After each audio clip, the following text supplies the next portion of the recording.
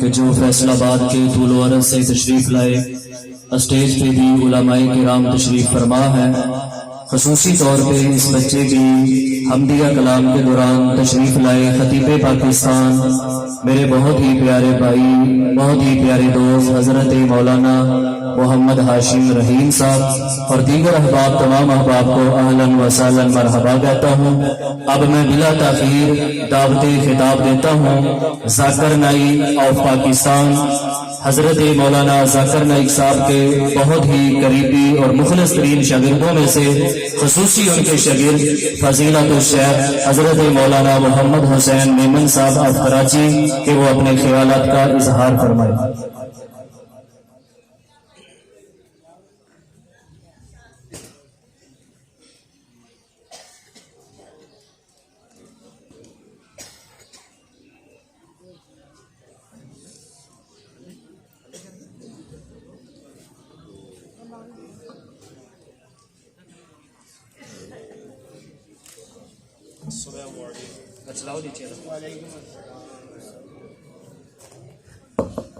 السلام علیکم ورحمۃ اللہ وبرکاتہ۔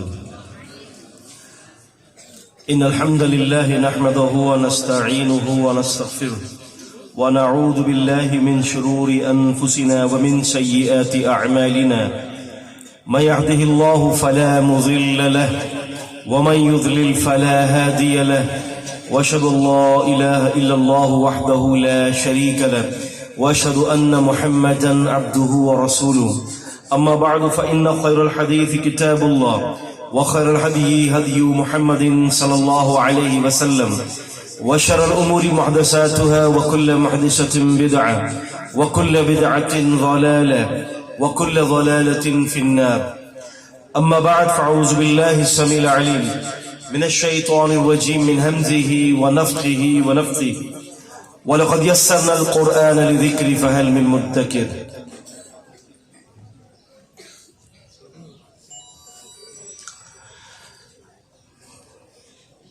میں شکر گزار ہوں یہاں کے انتظامیہ کا کہ انہوں نے اس بڑی بابرکت محفل کے اندر مجھ جیسے ناکارہ اور حقیر بندے کو جو ہے دعوت دے کر اللہ رب العزت کے نزدیک اجر پا گئے، اور اللہ تعالی ہم سب کا بیٹھنا اور اٹھنا یہاں پر اور سننا قبول فرما لے۔ بطور ایک ناکارہ اور ہیچ بندہ طالب علم کے ہوتے ہوئے صرف آپ کو آج کی مجلس کے اندر میں نے 5 باتیں آپ سے ذکر کرنی ہیں۔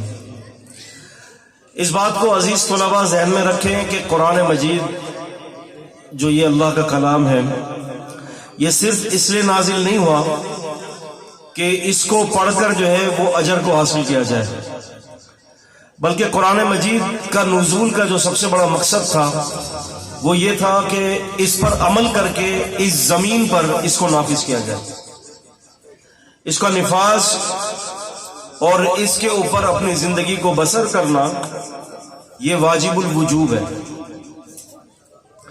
آپ دیکھیں جو قرآن مجید سورہ قمر سورہ نمبر 54 آیت نمبر 17 آیت نمبر 22 آیت نمبر 32 اور آیت نمبر 40 میں نے آپ کے سامنے قرآن مجید کی آیت نقل کی ہے کہ وَلَقَدْ يَسَّرْنَا الْقُرْآنَ لِلذِّكْرِ فَهَلْ مِن مُدَّكِرٍ، ہم نے قرآن مجید کو سمجھنے کے لیے انتہائی آسان کر دیا ہے، تو کوئی ہے جو اس کے اوپر غور و فکر کرے۔ یہ سورہ قمر کے اندر 4 مقامات پر اللہ تعالیٰ نے اس آیت کو نازل فرمایا ہے، آیت نمبر 17 آیت نمبر 22 آیت نمبر 32 اور آیت نمبر 40۔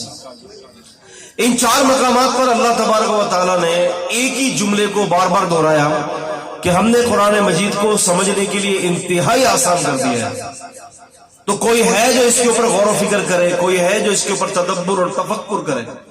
اور سب سے عجیب اور نکتے کی بات یہ ہے کہ سورہ قمر جو ہے، اس سورت کا جو اگر آپ اس کو مطالعہ کریں تو اس سورت کی ابتدا میں نوح علیہ السلام کی قوم کا ذکر کیا گیا کہ اللہ تعالیٰ نے نوح علیہ السلام کی قوم کو برباد کر دیا۔ پھر درمیان کے اندر جو ہے وہ لوط علیہ السلام کی قوم کا ذکر کیا، لوط علیہ السلام کی قوم کو برباد کر دیا گیا۔ ان تمام قوموں کا ذکر کرتے ہوئے اللہ تعالیٰ نے ہم سے مخاطب کیا ہے، ہم سے خطاب فرمایا کہ تمہارے لیے ہم نے قرآن کو سمجھنے کے لیے آسان کر دیا ہے، تو کوئی ہے جو اس پر غور و فکر کرے۔ یہ آیت ہمیں اس بات کی طرف توجہ دلاتی ہے کہ اگر تم نے قرآن مجید کے اوپر عمل نہیں کیا اور قرآن مجید پر غور و فکر نہیں کیا، تو جس طرح سے ہم نے قوم نوح علیہ السلام کی قوم کو جو ہے برباد کر دیا تھا، لوط علیہ السلام کی قوم کو برباد کر دیا تھا، اے امت محمدیہ اگر تم نے بھی اللہ اور اس رسول کی اطاعت نہیں کی، اس کتاب کے اوپر تدبر نہیں کیا، تو اللہ تمہیں بھی برباد کر دیں گے۔ تو اس سورہ قمر کی صورت کے اندر اللہ تعالیٰ نے جو ہم سے خطاب کیا ہے، اس کا پس منظر یہی ہے کہ اگر ہم نے قرآن مجید کو اپنی حرز جان نہیں بنائی، ہم نے اپنی زندگی اس کے اوپر بسر نہیں کی، تو اللہ تعالیٰ جو ہے وہ اس امت محمدیہ کو بھی برباد کر دے گا۔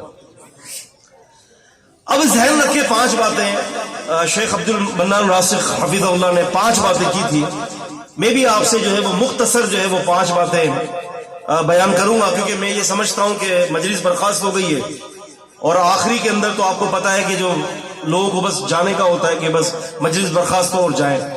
تو خیس میرا بھی ابھی پروگرام ہے مغرب کے بعد کلیہ دارالقرآن کے اندر جو ہے، تو میں آپ سے صرف مختصر جو ہے ان 5 باتوں کو سامنے رکھوں گا۔ تو میری گزارش ہے کہ اگر آپ توجہ سے میری بات کو سن لیں تو انشاءاللہ تعالیٰ دنیا اور آخرت کے اندر اللہ تعالیٰ ہمیں نفع دیں گے۔ دیکھیں، قرآن مجید ایک ایسی زبان کے اندر نازل ہوا ہے کہ جو زبان ہماری اپنی مادری زبان نہیں ہے۔ آپ یاد رکھیں کہ اگر کوئی شخص جو ہے کسی زبان کو سمجھ نہیں سکتا تو اس کو سمجھنے کے لیے وہ کیا کرتا ہے کہ اس زبان کو وہ سیکھتا ہے نا، اس زبان کو وہ سیکھتا ہے۔ میں اس کی مثال دیتا ہوں کہ اللہ رب العزت والجلال نے یہ جو ہمارا جو جسم دیا ہے نا، میں 5 فٹ کا 6 فٹ کا جو جسم ہے، اگر اس جسم کو ہمیں بالکل صحیح چلانا ہے، ہم یہ چاہتے ہیں کہ یہ جسم بالکل اچھا چلے، یہ جسم جو ہے وہ کامیاب ہو جائے، یہ روح کامیاب ہو جائے، تو اللہ رب العزت نے اس جسم کو، اس روح کو چلانے کے لیے ہمارے لیے ایک بہترین کتاب نازل کی ہے، اور کتاب کے ساتھ اللہ تبارک و تعالی نے ہمارے لیے ایک بہترین اسوے کا بھی بندوبست کیا ہے جو اس کتاب کے اوپر عمل کر کے بتاتا ہے۔ آپ کو یاد ہوگا پرانے زمانے کے اندر اگر ہم پہلے جو نا VCR خریدتے تھے، آپ کو شاید یاد ہو، اس VCR کے آگے اس کے ساتھ چھوٹی سی جو ہے وہ اس کا ایک کتاب چاہتا تھا، انسٹرکشن بکس اس کی آتی تھی، اس میں یہ لکھا ہوتا تھا کہ جی اگر آپ نے اس ویڈیو کو چلانا ہے تو پلے کا بٹن دبانا ہے، اگر اس ویڈیو کو آپ نے جو ہے نا روکنا ہے بیچ میں تو پیوز کا بٹن دبانا ہے، اور اس ویڈیو کو بند کر دینا ہے تو اسٹاپ کا بٹن دبانا ہے۔ تو اس کے اندر اس کا پورا ہدایت نامہ ہوتا تھا۔ اب اگر کسی شخص کو ویڈیو چلانی ہو اور اگر وہ اسٹاپ کا بٹن دبائے تو کیا خیال ہے، وہ ویڈیو چل جائے گی؟ وہ بٹن دباتا رہے گا، اسٹاپ کا بٹن دباتا رہے گا، وہ ویڈیو کبھی بھی نہیں چلے گی، کیونکہ اس کتاب کے اندر لکھا ہوا ہے کہ ویڈیو چلانے کے لیے پلے کا بٹن دبانا پڑے گا آپ کو۔ تو بائن اسی طرح سے عزیزان گرامی، عزیزان قدر، اللہ رب العزت نے جو یہ 6 فٹ کا جو جسم اللہ پاک نے پیدا فرمایا ہے، اللہ تعالیٰ نے اس کے لیے قرآن کی صورت میں ہمارے لیے ہدایت نامہ نازل کر دیا ہے کہ بھئی آپ کی اگر زندگی، اگر آپ چاہتے ہو کہ صحیح چلے آپ کی زندگی، تو آپ کو اس کتاب کے مطابق اپنی زندگی بسر کرنی ہے۔ اگر آپ اس کتاب سے ہٹ گئے تو آپ کی زندگی برباد ہو جائے گی۔ تو قرآن مجید کے جیسے کہ آپ جانتے ہیں کہ ہر کسی کے ایک دوسرے کے اوپر حقوق ہوتے ہیں، تو اللہ رب العزت والجلال نے قرآن مجید کے بھی ہمارے اور آپ کے اوپر حقوق لاگو کیے ہیں، اور وہ حقوق کون سے ہیں وہ یاد رکھیں۔ 5 حقوق اللہ رب العزت نے، جس کو ہم انگریزی میں کہتے ہیں دی فنڈامنٹل رائٹس آف قرآن، اللہ رب العزت نے قرآن مجید کے 5 بنیادی حقوق ہمارے اوپر فرض کیے ہیں۔ اس کا پہلا حق کیا ہے کہ قرآن مجید کے اوپر ایمان ایسے لایا جائے جیسے کہ ایمان لانے کا حق ہے۔ کون سا پہلا حق ہے؟ دوہرائیں اس کو، قرآن مجید کے اوپر ایمان ایسے لایا جائے جیسے کہ قرآن مجید پر ایمان لانے کا حق ہے۔ اب قرآن مجید کے اوپر ایمان لانے کا حق کیا ہے؟ کیا قرآن مجید کے اندر ایمان لانے کا حق یہ ہے کہ کسی بات کو مان لو اور کسی بات کو چھوڑ دو؟ یا قرآن مجید پر ایمان لانے کا حق یہ ہے کہ صرف ثواب کی نیت سے قرآن کی تلاوت کی جائے اور جہاں عمل کا مسئلہ آ جائے تو وہ قرآن کی تلاوت نہیں ہوگی, وہ قرآن پر عمل نہیں ہوگا, بلکہ اپنی نفسانی خواہشات کی اتباع ہوگی. تو قرآن مجید کے اوپر ایمان ایسے لانا ہے جیسے کہ ایمان لانے کا حق ہے. اب وہ ایمان لانے کا حق کیا ہے؟ یاد رکھیں کہ کوئی بات آپ کو سمجھ میں آئے یا کوئی بات آپ کو سمجھ میں نہ آئے, اللہ اور اس کے رسول کی ساری باتوں کے اوپر ایمان لانا ہے. یہ اس کا پہلا بنیادی حق ہے. یاد کریں جب نبی کریم صلی اللہ علیہ وسلم بیت المقدس سے تشریف لائے اور آپ نے جب معراج میں جنت کو بھی دیکھا, جہنم کو بھی دیکھا, اور آپ جو ہے وہ بیت المقدس پر گئے اور آپ نے تمام نبیوں کی امامت کروائی, تو جب یہ بات لوگوں کو پتا چلی کہ نبی پاک صلی اللہ علیہ وسلم ایک رات کے کچھ حصے میں مکے سے تشریف لے گئے اور بیت المقدس اسرائیل گئے اور وہاں پر آپ نے نبیوں کی جماعت کروائی اور وہاں پر سے رات کے اسی حصے کے اندر واپس آ گئے, تو لوگوں کو, بہت سارے لوگوں کو یہ بات سمجھ میں نہیں آئی. اب آپ سوال کریں کہ کیوں سمجھ میں نہیں آئی؟ اس کا آسان سا جواب یہ ہے کہ بھائی اس وقت جو ہے سواری کے لیے یا تو گھوڑے ہوتے تھے, یا تو پھر وہ خچر ہوتے تھے, یا پھر وہ اونٹ ہوتے تھے. یہ تین سواریاں جو ہیں اس وقت جو ہے وہ مشہور تھی. اس کے علاوہ ہوائی جہاز, ریل گاڑی, موٹر سائیکل, گاڑیاں یا تیز رفتار طیاروں کا وہ وجود بھی نہیں تھا, بلکہ کسی کی سوچ میں بھی یہ باتیں نہیں تھی. اب اگر ایک آدمی جو ہے وہ مکے سے اپنے گھوڑے پر جاتا ہے اور وہ گھوڑا بھی سفری گھوڑا ہو جو کہ سینکڑوں کلومیٹر کا سفر جو ہے وہ گھنٹوں کے اندر کرتا ہو, لیکن اس کے باوجود بھی اگر وہ سفری گھوڑے پر جاتا ہے مکے سے اسرائیل جاتا ہے بیت المقدس, تو اس کا آنے جانے کے لیے تقریباً کم از کم 1 مہینہ لگے گا. کتنا لگے گا؟ 1 مہینہ. اس کی وجہ یہ کہ 2500 کلومیٹر جانا اور 2500 کلومیٹر واپس آنا ہے. لیکن اس وقت کے دور کے اندر ایک بندہ اگر یہ دعویٰ کرتا ہے, میری بات پر ذرا غور رکھیے گا, ایک بندہ اس بات کا دعویٰ کرتا ہے کہ بھائی میں رات کے ایک ہی حصے میں گیا اور اسی حصے کے اندر یعنی 1 آدھے گھنٹے کے اندر 2 گھنٹے کے اندر جنت بھی دیکھی, جہنم بھی دیکھی, آسمان بھی دیکھے, نبیوں سے ملاقات بھی ہوئی اور مسجد اقصی کے اندر بیت المقدس کے اندر میں نے وہاں نماز پڑھی ہے, تو ایک آدمی جو ایمان سے خالی ہوگا وہ یہی کہے گا کہ یہ بات صحیح نہیں کہہ رہا. ایسے کیسے ہو سکتا ہے؟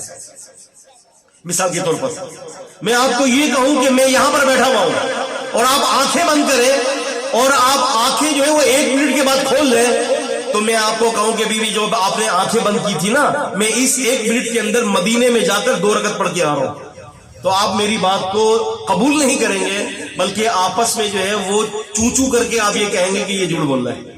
یہ کہیں گے یعنی یہ بات یقین کرنے والی ہی نہیں ہے کہ یہ کیسے ممکن ہے. لیکن بات یہ تھی کہ اللہ کے رسول صلی اللہ علیہ وسلم پر اللہ رب العزت نے جو قرآن نازل کیا اس کے اوپر ایمان والے ایسے ایمان لاتے ہیں جیسے کہ ایمان لانے کا حق ہے. اب ہوا یہ کہ اللہ کے نبی صلی اللہ علیہ وسلم نے جب اعلان کیا کہ میں بیت المقدس گیا اور بیت المقدس میں وہاں سے واپس آ رہا ہوں, تو ابو جہل کو یہ بات سمجھ میں نہیں آئی. ابو جہل نے سیدنا ابو بکر صدیق رضی اللہ تعالی عنہ کو یہ کہا کہ جی آپ کے ساتھی کہہ رہے ہیں کہ رات کے ایک حصے میں مکے سے گئے اور بیت المقدس گئے اور وہاں پر نماز پڑھ کر واپس آ رہے ہیں. ابو بکر یہ کیسے ہو سکتا ہے, ذرا سوچو تو صحیح. ابو بکر رضی اللہ تعالی عنہ نے فرمایا کہ بھائی اگر اللہ کے نبی صلی اللہ علیہ وسلم نے یہ فرمایا ہے تو حق کے سوا کچھ نہیں. پھر اس نے ایک جملہ کہا, اس نے کہا ابو بکر اس بات کو عقل سے تو سوچو, ایسے کیسے ہو سکتا ہے؟ تو یہاں پر ابو بکر رضی اللہ تعالی عنہ نے فرمایا, امام مسلم رحمۃ اللہ علیہ نے صحیح مسلم میں فرمایا کہ ابو بکر رضی اللہ عنہ نے فرمایا کہ اللہ کی قسم ابو بکر کی عقل قبول کرے کہ نہ کرے, ابو بکر کا ایمان قبول کرتا ہے کہ اگر یہ بات اللہ کے رسول صلی اللہ علیہ وسلم نے فرمائی ہے تو حق کے سوا کچھ بھی نہیں ہے. یاد کیجئے عبداللہ بن عمر بن عاص رضی اللہ تعالی عنہ نبی کریم صلی اللہ علیہ وسلم کی حدیث لکھتے تھے, اللہ کے نبی صلی اللہ علیہ وسلم تبسم فرماتے ہیں تو اس کو لکھ لیا, آپ صلی اللہ علیہ وسلم کوئی فیصلہ دیتے ہیں تو اس کو لکھ لیا, آپ صلی اللہ علیہ وسلم کوئی کام کرتے ہیں تو اس کو لکھ لیا, بار بار لکھا کرتے تھے, ہر بات کو لکھا کرتے تھے. کچھ لوگوں نے کہا کہ اللہ کے نبی صلی اللہ علیہ وسلم انسان ہیں, آپ بشر ہیں, آپ غصے کی حالت میں بھی ہوتے ہیں, ہر بات مت لکھا کرو. کہتے ہیں کہ میں دل برداشتہ ہوا اور میں نے یہ بات اللہ کے نبی صلی اللہ علیہ وسلم سے ذکر کی تو اللہ کے نبی صلی اللہ علیہ وسلم نے فرمایا عبداللہ بن عمر کو اکتب والذی نفسی بیدہ ما یخرج منہ الا حق. عبداللہ بن عمر میری ساری باتوں کو لکھ لیا کر. کیوں کہ اس ذات کی قسم جس کے ہاتھ میں محمد الرسول کی جان مبارک ہے, آپ صلی اللہ علیہ وسلم کی زبان مبارک سے حق کے سوا کبھی بھی کچھ نہیں نکلتا. اب کیا بات ہوئی؟ قرآن مجید کے لیے ہم قرآن مجید کے طالب علم ہیں. پہلی بات قرآن مجید پر ایسے ایمان لایا جائے جیسے کہ قرآن مجید پر ایمان لانے کا حق ہے. دوسرا نقطہ یہ ہے کہ قرآن مجید کی تلاوت ایسے کی جائے جیسے کہ قرآن مجید کی تلاوت کا حق ہے. قرآن مجید سورہ بقرہ سورہ نمبر 2 کی آیت نمبر 131 میں اللہ تعالیٰ فرماتے ہیں الذین آتیناہم الکتاب یتلونہ حق تلاوتہ اولئک یؤمنون بہ ومن یکفر بہ فاولئک هم الخاسرون. الذین وہ لوگ آتیناہم الکتاب جن کو ہم نے عطا کی کتاب یتلونہ وہ اس کو پڑھتے ہیں ایسے جیسے کہ اس کے تلاوت کا حق ہے. تلاوت کا حق کیا ہے؟ قرآن مجید کو معروف طریقے سے پڑھا جائے. عزیز طلباء یاد رکھیں, ہمیشہ یاد رکھیں, قرآن مجید کو اپنی زبان کے لہجے میں نہ پڑھیں. ایک آدمی اگر میمن ہے تو وہ میمنی لہجے میں اس کو قرآن پڑھ رہا ہے, ایک آدمی گجراتی ہے وہ گجراتی لہجے میں قرآن پڑھ رہا ہے, ایک آدمی پنجابی ہے تو وہ پنجابی لہجے میں قرآن پڑھ رہا ہے. قرآن مجید کو اگر صحیح پرونانسیشن سے آپ ادا کریں گے تو اس کو معروف طریقے سے پڑھنا ہوگا. کہاں آپ نے رکنا ہے, کہاں آپ نے غنہ کرنا ہے, کہاں آپ نے کلکلا کرنا ہے, کہاں آپ نے اظہار کرنا ہے, کہاں آپ نے وقف کرنا ہے, اس کا لہجہ کیا ہے. رسول اللہ صلی اللہ علیہ وسلم فرماتے ہیں ان هذا القرآن انزل على 7 احرف فاقرؤوا ما تيسر منه رواہ البخاری والجماعہ. نبی صلی اللہ علیہ وسلم فرماتے ہیں کہ یقیناً اللہ تعالیٰ نے یہ قرآن 7 لہجوں میں نازل فرمایا ہے, تو بس جس طرح سے آسانی سے ہو سکے اس کو پڑھو. تو قرآن مجید کو اس کے لہجوں میں ادا کیا جائے, اس کی اصل ساؤنڈ کے اندر ادا کیا جائے. ایسے نہیں ہے کہ جہاں آپ نے مد منفصل ہے تو وہاں آپ نے اس کو اتنا کھینچ دیا کہ 5 سے 10 الفوں کے برابر کھینچ دیا آپ نے اس کو. جہاں غنہ نہیں کرنا آپ وہاں پر غنہ کر کے 5 منٹ آپ نے وہیں لے لیا غنہ کر کے. یہ قرآن مجید کا حق نہیں ہے. قرآن مجید کا حق یہ ہے کہ جیسے کہ اس کے پڑھنے کا حق ہے معروف طریقے سے اس کو ایسے پڑھا جائے. اور یہاں پر میں چھوٹی سی بات بتاؤں گا, خصوصاً ہمارے بزرگوں کے لیے یہ بات اور خواتین کے لیے. اردو کی جو تختی ہے وہ کیسے ہے؟ الف زیر اے, با زیر بے زیر بے, تے زیر تے, فے زیر فے, جیم زیر جے, ہا زیر ہے, خا زیر خے. یہ اردو کی تختی ہے. عربی کی تختی کیا ہے؟ حمزہ زیر ای, با زیر بی, تا زیر تی, فا زیر فی, جیم زیر جی. یہ تختی عربی کی ہے. ہم کیا کرتے ہیں خصوصاً جو ہے وہ لوگ جو ہندوستان سے ہجرت کر کے آئے لکھنؤ سے اور بمبئی سے, وہ قرآن مجید کو مجہول طریقے سے یوں پڑھتے ہیں الحمدللہ رب العالمین الرحمن الرحیم. یہ معروف طریقہ نہیں ہے. معروف طریقہ کیا ہے؟ اس کو قرآن مجید کو اس کے صحیح جو ہے وہ پرونانسیشن کے اندر اس کو ادا کیا جائے. الحمد ہے تو الحمد نہ پڑھے, الحمد پڑھے. للہ ہے تو للہ پڑھے, للہ نہ پڑھے, للہ نہ پڑھے. تو قرآن مجید کو اس طرح سے پڑھے جس طرح سے پڑھنے کا اس کا حق اللہ نے رکھا ہے. آپ کو پتا ہے کہ ہر کسی کا کوئی نہ کوئی حق ہوتا ہے. قرآن مجید کا ایک حق یہ بھی ہے کہ اس کو ایسے پڑھا جائے جیسے کہ پڑھنے کا حق ہے. تیسرا قرآن مجید کا جو ہے ہمارے اوپر جو بنیادی جو حق ہے وہ یہ ہے کہ اس کے اوپر غور اور فکر کیا جائے. کیا کیا جائے؟ اس کے اوپر غور اور فکر کیا جائے. ایک کافر ہے نا, کافر, لیسا علیکہ ہداہ ولکن اللہ یہدی من یشاء. اے نبی پاک صلی اللہ علیہ وسلم, کسی کی ہدایت کی ذمہ داری اس کو ہدایت دینا آپ کے اوپر نہیں ہے, لیکن اللہ جس کو چاہے ہدایت دے دے. ایک کافر بھی اگر قرآن مجید کو ہدایت کے لیے پڑھے گا نا, اللہ تعالیٰ اس کو ہدایت عطا کر دے گا. دیکھیں میں ایک چھوٹی سی اس کو میں آپ کی جو ہے وہ ایک مثال دیتا ہوں, پھر میں بات آگے بڑھاؤں گا. ایک بندہ تھا, اس کا نام تھا ڈاکٹر تیجا تیجاسن. یہ تھائی لینڈ یونیورسٹی کا یہ جو جلد ہوتی ہے نا انسان کی اسکن, جلد کے امراض کا ماہر تھا وہ. اچھا ہوا یہ کہ اس کے سامنے جو نا کسی نے قرآن مجید کی سورہ نساء سورہ نمبر 4 کی آیت نمبر 56 رکھ دی، کلما نضجت جلودہم بدلنا جلودا غیرہا، ایک کھال جہنمی لوگوں کی جلے گی، ہم ان کی ایک کھال کے علاوہ پھر دوبارہ دوسری کھال چڑھا دیں گے، کس لیے؟ لیذوقوا العذاب، تاکہ یہ جہنمی جہنم کی آگ کا مزہ چکھے۔ ڈاکٹر تیجاسن کہتا ہے، تھائی لینڈ یونیورسٹی کا پروفیسر اور اسکن جو اس کی جو ڈیزیز جو ہے اسکن کے جو جتنے بھی امراض ہیں اس کا ماہر کہتا ہے کہ قرآن مجید کی یہ آیت یہ کہہ رہی ہے سورہ نساء کی کہ جہنمی لوگوں کی ایک کھال جلے گی، جب وہ کھال جل جائے گی اللہ رب العزت ان کو دوسری کھال پہنا دے گا تاکہ وہ مزید جہنم کی آگ کا مزہ چکھے۔ کہتے ہیں میں نے غور کیا، تدبر کیا تو مجھے یہ بات پتا چلی کہ انسان کو تکلیف اس کی کھال کی وجہ سے ہوتی ہے۔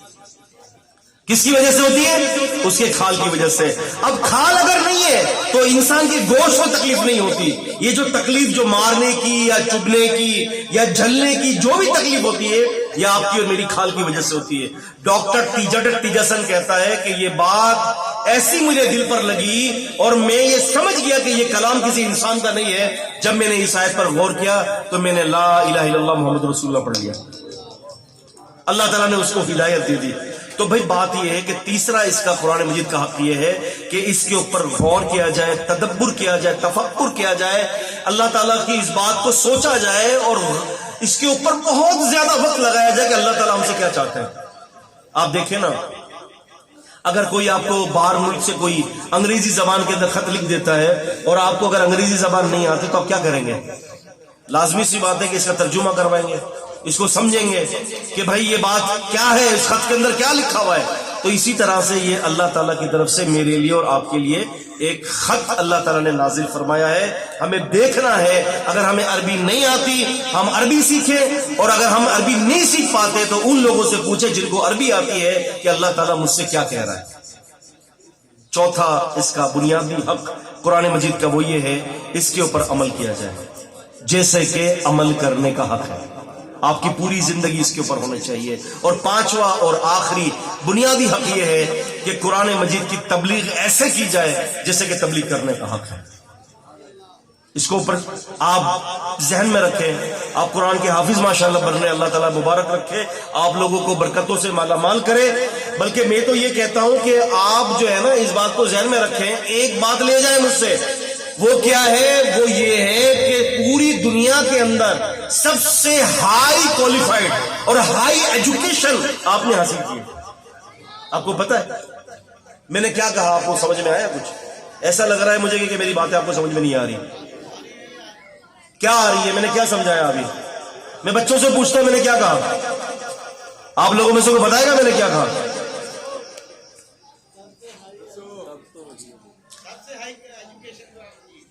آپ یہ ذہن میں رکھیں کہ ہم لوگ بسا اوقات نفسیاتی بیماریوں کا شکار ہوتے ہیں۔ نفسیاتی مرض کیا ہے کہ ہم جب قرآن پڑھ لیتے ہیں نا، ترجمہ پڑھ لیتے ہیں، تفسیر پڑھ لیتے ہیں، قرآن کو حفظ کر لیتے ہیں یا ہم عالم بن جاتے ہیں، تبھی بھی اس کے باوجود بھی ہم دنیاوی تعلیم والوں کے مقابلے میں اپنے آپ کو نیچا محسوس کرتے ہیں۔ ہم سمجھتے ہیں کہ یار وہ انگریزی بولے گا اور وہ دنیا کی تعلیم اس کو آتی ہے، میں تو صرف مدرسے کا فارغ ہوں۔ بھائی اس بات کو ذہن نشین رکھ لیں کہ دنیا کی ہائی لیول کی ایجوکیشن آپ نے حاصل کی ہے۔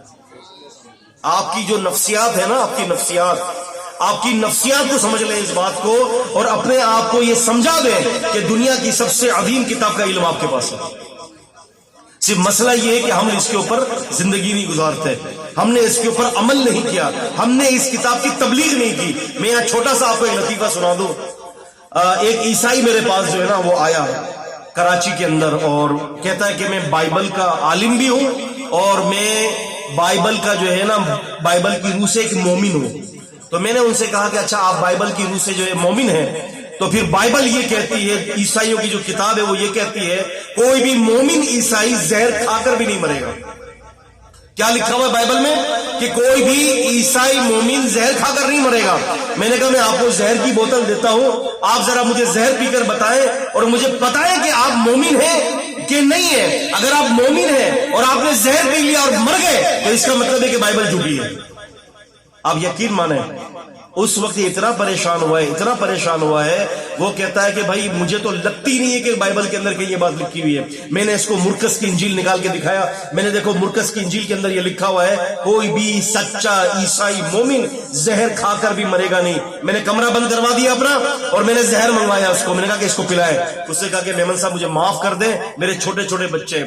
میں نے کہا بھائی یہ تو آپ کی بائبل کو پتا ہونا چاہیے کہ آپ کے چھوٹے چھوٹے بچے، آپ مجھ سے کس بات کی جو ہے وہ ریکویسٹ کر رہے ہو؟ آپ نے کہا تھا کہ آپ عیسائی مومن ہو، تو میں تو ایک عیسائی مومن کو چیک کر رہا ہوں، وہ بھی بائبل کے تناظر میں۔ لیکن میں نے کہا کہ آپ کو بتاؤں ہمارا قرآن کیا کہتا ہے؟ اس نے کہا کہ کیا کہتا ہے؟ میں نے کہا اللہ تعالیٰ یہ فرماتا ہے کہ وَلَا تُلْقُوا بِأَيْدِيكُمْ إِلَى التَّهْلُكَةِ وَأَحْسِنُوا، اے ایمان والو اپنے آپ کو اپنے ہاتھوں سے ہلاکت کی طرف مت ڈالو اور تم نیکیاں کرتے رہو، کیونکہ اللہ تعالیٰ نیکیاں کرنے والوں کو پسند کرتا ہے۔ میں نے کہا تم عیسائی ہو چاہے تم یہودی ہو، دنیا کے کسی بھی مذہب کے ساتھ تمہارا تعلق ہو، اللہ تعالیٰ نے تمہاری زندگی کو بچا دیا۔ بائبل کہتی ہے کہ میں تمہیں زہر پلاؤں، لیکن قرآن کہتا ہے کہ اس کو زہر مت پلاؤ بلکہ اس کو مہلت دو تاکہ یہ مسلمان ہو جائے۔ اس نے کہا کہ مجھے دکھائیے قرآن مجید کی آیت کدھر ہے۔ میں نے اس کو قرآن مجید کی وہ آیت دکھائی سورہ بقرہ کی۔ اس نے کہا کہ مجھے مہلت دیں اور مجھے تھوڑی دیر کے لیے مہلت دیں سوچنے کے لیے۔ وہ چلا گیا، دوسرے دن واپس آتا ہے اور کہتا ہے کہ میمن صاحب مجھے مسلمان کر لے، مجھے وہ دین پسند نہیں ہے جو مجھے زہر پلاتا ہے، مجھے وہی دین پسند ہے جو مجھے بچاتا ہے۔ تو عزیزان قدر، یہ 5 بنیادی حقوق میں نے آپ کو سامنے قرآن مجید کے رکھے۔ مجھے تفصیل تو بیان کرنی تھی، میرے ذہن میں تھا کہ شاید میرا پہلا خطاب ہوگا، لیکن وقت بہت زیادہ ہو چکا ہے تو ہم دوبارہ اس کو دوہرا لیتے ہیں۔ قرآن مجید کا پہلا حق کیا ہے جی؟ قرآن مجید کا پہلا حق یہ ہے کہ اس کے اوپر ایمان ایسے لایا جائے جیسے کہ ایمان لانے کا حق ہے۔ قرآن مجید کا دوسرا حق، اس کو ایسے پڑھا جائے، ایسی تلاوت کی جائے کہ جیسے کہ تلاوت کرنے کا حق ہے۔ قرآن مجید کا تیسرا حق، قرآن مجید کے اوپر غور ایسے کیا جائے، تدبر ایسے کیا جائے جیسے کہ تدبر کرنے کا حق ہے۔ اور قرآن مجید کا چوتھا حق یہ ہے قرآن مجید کے اوپر عمل ایسے کیا جائے جیسے کہ عمل کرنے کا حق ہے، جیسے کہ صحابہ اکرام عمل کرتے تھے۔ اور قرآن مجید کا 5واں حق یہ ہے کہ قرآن مجید کی تبلیغ ایسے کی جائے جیسے تبلیغ کرنے کا حق ہے۔ صرف قرآن مجید کی دین اسلام کی تبلیغ آپ اپنوں میں مت کریں کہ ایک اہل حدیث بچہ اہل حدیث مسجد کے اندر ہی جا کر وہ تبلیغ کرے گا، اہل حدیث کے اسٹیج پہ کھڑا ہو کر ہی تبلیغ کرے گا، کسی اور کے پاس نہیں جائے گا۔ بھائی آپ نے یہودیوں کے پاس بھی جانا ہے، آپ نے عیسائیوں کے پاس بھی جانا ہے، آپ نے ہندوؤں کے پاس بھی جانا ہے، آپ نے سکھوں کے پاس بھی جانا ہے، دنیا کے جتنے بھی مذاہب ہیں آپ نے ان سب کے پاس جانا ہے اور سب پر جا کر اللہ تعالیٰ کا دین بتا دینا ہے آپ کو کہ بھائی یہ اللہ کا دین ہے اور ہم سب اللہ تعالیٰ کے بندے ہیں۔ یہ ہماری سب سے بڑی ذمہ داری ہے، ہماری سب سے بڑی رسپانسبلٹی ہے جو اللہ تعالیٰ نے ہمارے اوپر عائد کی ہے۔ اب سوال یہ ہے کہ بھئی یہ 5 کام کریں گے کیسے؟ تو اس کا آسان سا حل یہ ہے کہ وَاسْتَعِينُوا بِالصَّبْرِ وَالصَّلَاةِ، اللہ تعالیٰ سے مدد مانگیں، اللہ تعالیٰ سے خوب مانگیں، دعائیں کریں اللہ تعالیٰ سے کہ اللہ ہمیں اپنے دین پر چلنے والا ایسا بنا دے کہ ہم آپ کو پسند آ جائیں۔ ایک بتاؤں میں سارے طلباء کو ایک بات، یہاں کتنے طلباء ہیں؟ ہاتھ اٹھائیں، ہاتھ اٹھائیں، کتنے طلباء ہیں؟ عبد الواسع آپ بھی ہاتھ اٹھاؤ، ٹھیک ہے؟ آپ سب طلباء ہیں نا؟ اب میری بات آپ سب جو ہے ایک بات یاد رکھ لیں، آپ لوگوں نے حفظ کر لیا ماشاءاللہ، اللہ تعالیٰ قبول کرے، اپنے ہدف کو ابھی سے مقرر کر لیں۔ سمجھ رہے ہیں آپ لوگ؟ اپنے ہدف کو، ہدف سمجھتے ہیں اردو میں؟ ہدف کس کو کہتے ہیں؟ ہے جی، اپنے مستقبل کو، اپنے ہدف کو، اپنے ٹارگٹ کو ابھی سے ہی چن لیں۔ ایک آدمی اگر ایک بچہ اگر یہ سوچتا ہے نا کہ میں نے ایسا دین کا داعی بننا ہے کہ میں پورے دنیا کے لوگوں کو دین اسلام کی دعوت دوں، تو اس ہدف کو مقرر کرنے کے بعد آج سے ہی اس کے اوپر محنت کر لیں۔ ایک بچہ یہ چاہتا ہے کہ جی میں قرآن کا سب سے بڑا قاری بنوں، آج سے ہی وہ ہدف مقرر کر لیں اس کا۔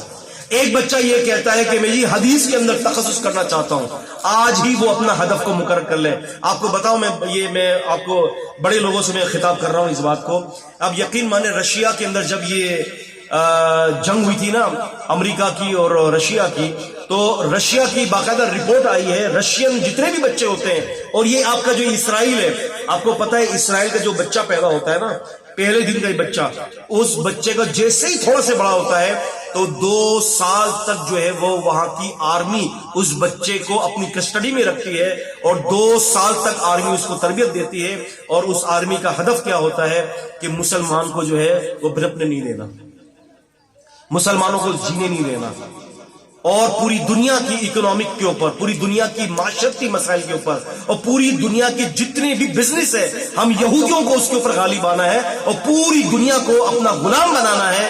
یہ ان کا ٹارگیٹ ہوتا ہے جس کو وہ آج بھی اچیو کر رہے ہیں.